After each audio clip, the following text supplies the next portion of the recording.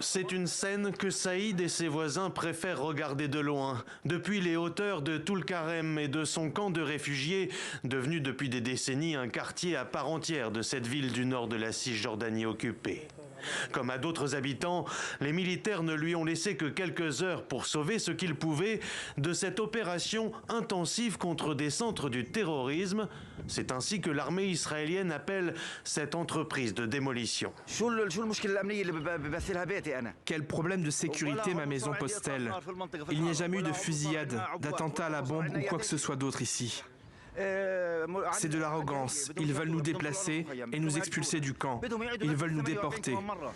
Jeudi dernier, la Cour suprême israélienne a bien suspendu un ordre de démolition à Toul-Karem, le temps de laisser l'État répondre à un recours d'une ONG.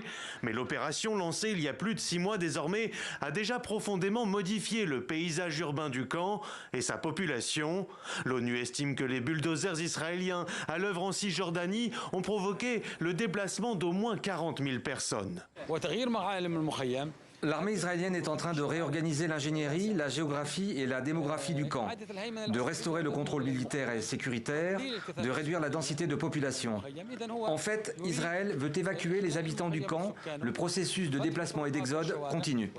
Ce réaménagement des territoires occupés, ce redimensionnement des camps de réfugiés en quartiers ordinaires de villes préexistantes est vu par les Palestiniens comme une traduction du durcissement de la politique du gouvernement israélien actuel, notamment de sa frange d'extrême droite, qui revendique l'annexion pure et simple de la Cisjordanie. Le camp a été transformé en petit bloc résidentiel contenant une poignée de maisons.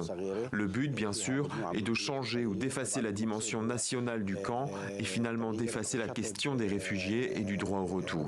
De nombreuses fois, réaffirmé en principe dans les résolutions onusiennes, le droit au retour des Palestiniens sur les territoires quittés par leurs aïeux en 1948 est fermement contesté. Au regard du bouleversement démographique qu'il engendrerait, les autorités israéliennes actuelles y voient une menace pour la survie de leur État.